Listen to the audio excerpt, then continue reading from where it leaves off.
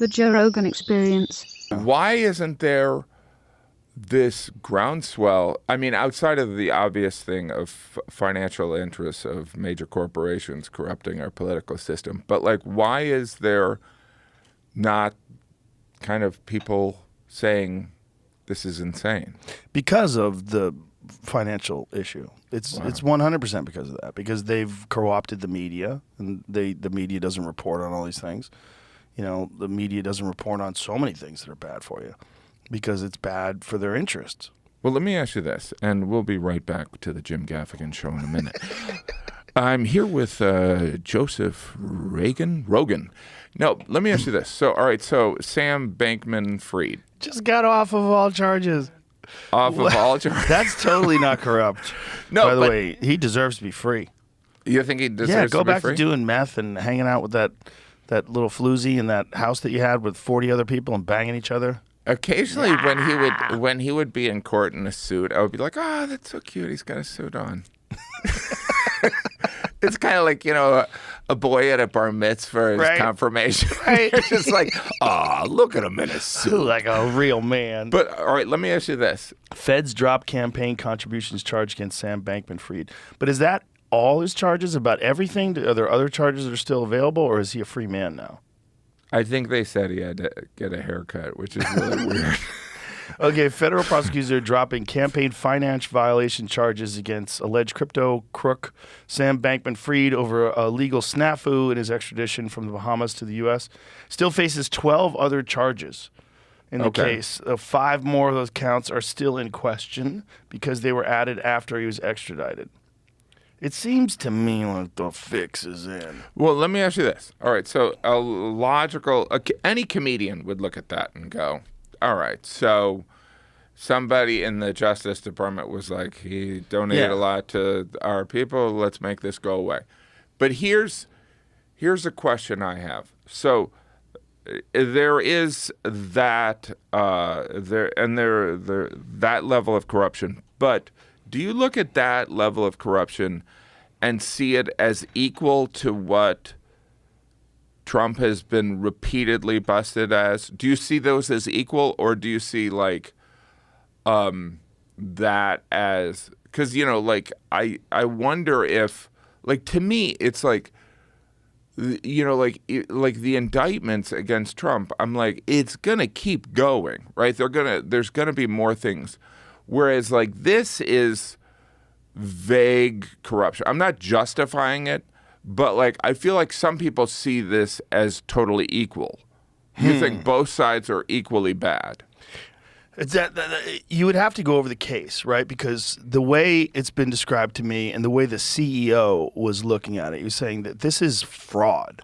This is like straight out fraud. It's financial fraud, and they were taking clients' money and using it in a way that they were not supposed to. They were funneling it off to Alameda. He was not being honest about his connections to that.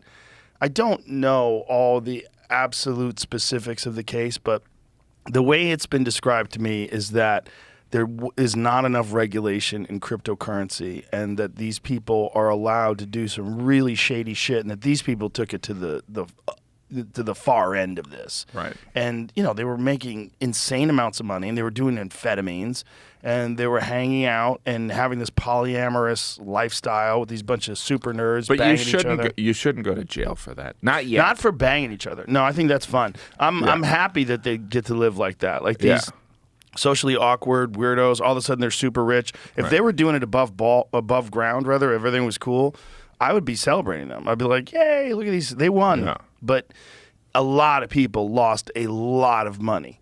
And, you know, there was also, they were being exposed by competitors, by Binance, and then it turns out that Binance is fucked too, and they're up their ass with a microscope, and they might have all sorts of problems with fraud and all sorts of other things that are being lobbied against them or leveled against them. I don't know. You know, it's a lot of complicated financial stuff that's outside of my realm of understanding. Yeah, it is interesting because the basic premise, again, I know nothing about crypto, But isn't the basic premise of crypto is like there's no regulations? That's this currency is outside of. It's not tied to the dollar. It's it's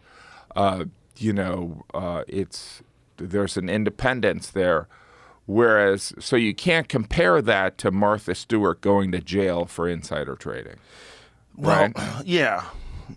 I mean, the Martha Stewart thing is interesting because Congress does what she did all the time. They get access to information. Oh yeah, that happened during the pandemic. Yeah, tons of times. I mean, and it's not just a Democrat thing. Everybody points to Nancy Pelosi.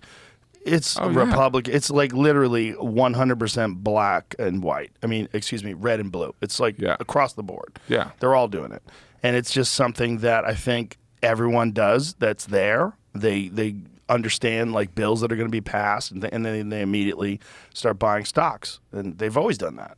And it's one of the reasons why they want to be congressmen in the first place. They have access to that information. It's one of the reasons why they go in with a certain income and leave millionaires. Not just millionaires, like insanely rich, hundreds of millions of dollars for six-figure salaries.